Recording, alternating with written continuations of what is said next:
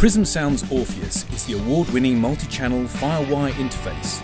With built-in mic pre's, unbeatable sound quality, state-of-the-art clock technology and low-latency flexible monitoring, Orpheus is the ultimate interfacing solution. JG Harding here at IBC 2010 in Amsterdam. I'm here with Wolfgang Fassenet, who's the president of Neumann, and I understand there's some changes afoot in Neumann's product range. Can you go into a little more detail for us? Oh, yes, indeed. Thank you. Well, we thought after 82 years being in the market, in the professional audio market, it's time for a change. It's not just because Obama said it. We think the same way. So after 82 years, we thought we should add another product line to our range of microphones. Since we are making transducers in so many years on the front end, we are now starting making transducers on the back end, the loudspeaker side.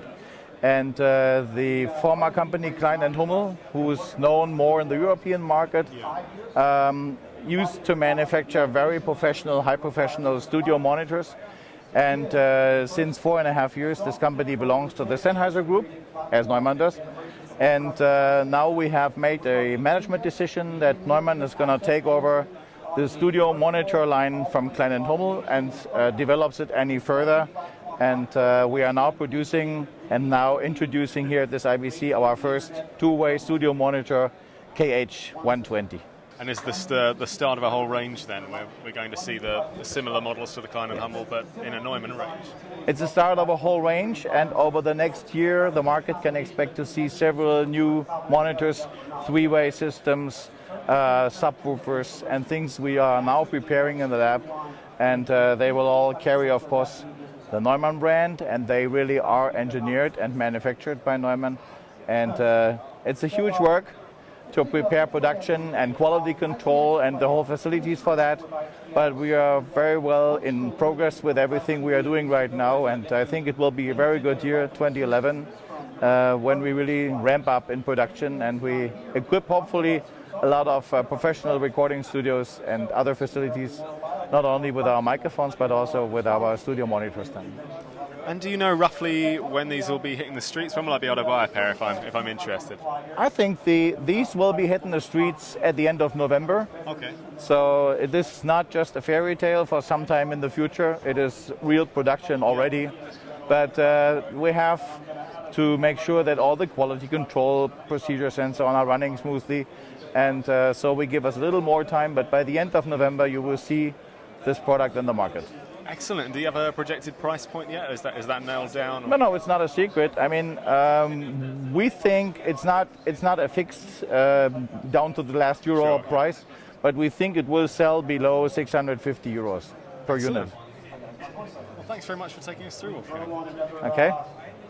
And now we're joined by Andrew Goldberg from Neumann, who's going to talk to us a little bit more about the technical details of the new Neumann monitor. So what can you tell us about this new model?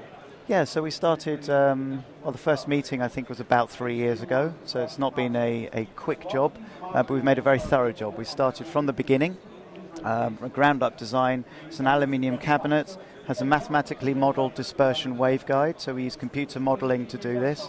And then we have the two ports at the front, high-capacity ports, with a patented tube resonance reduction system.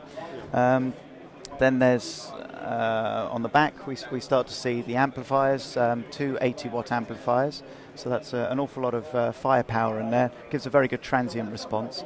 The EQ controls, the acoustical controls are at the back, very easy to access. But once you've set them, you usually leave them alone. We can dim the display. We can also turn it off completely. With ground lift, with sort of features that broadcasters really like, because that's where the products really came from. That's the core base in southern Germany, the Bavarian broadcast market. And they're very particular customers, and usually if we can keep them happy, then the Japanese follow fairly closely behind them, and then everyone else is usually somewhat easier to please in the world. We also have a digital input version, and we have BNC connectors for that, which is ideal for the broadcast market. And also on XLR as well. 192 kilohertz input, so you can stick anything into the product and it will reproduce it. There's also a built-in delay, so you can do time of flight adjustment on an analog loudspeaker. Now that's a new thing. and also a longer delay for lip sync applications where you have a video screen like this one with typically 2 frames of delay. Well, we can do up to 8.5 frames of delay if you have things like video processing. You can see a good 6 seconds quite often, and the audio is way out of sync with the video. So that's a new feature that I haven't seen on anyone else's analog products before. The result of all of this is we end up with a 1-inch diaphragm tweeter, 5.25-inch diaphragm woofer, and we're getting down to 52 Hertz and up to 112 dB. That's a lot of bass extension from what is basically a very compact a lot of headroom cabinet. as well, isn't it? And an awful lot of headroom, yes. Yeah, with the 80-watt amplifiers helps. Normally you'd see half that from most other products. So yeah, good transient response, good LF extension, and a lot of headroom in the system.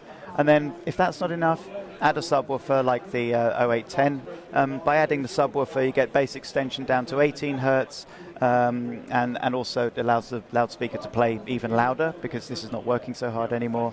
And also we have 7.1 bass management built in and volume control as well. So now you have a complete system, DVD, active loudspeaker system, off you go. Excellent. Thanks very much, Great. Andrew. Thanks very much.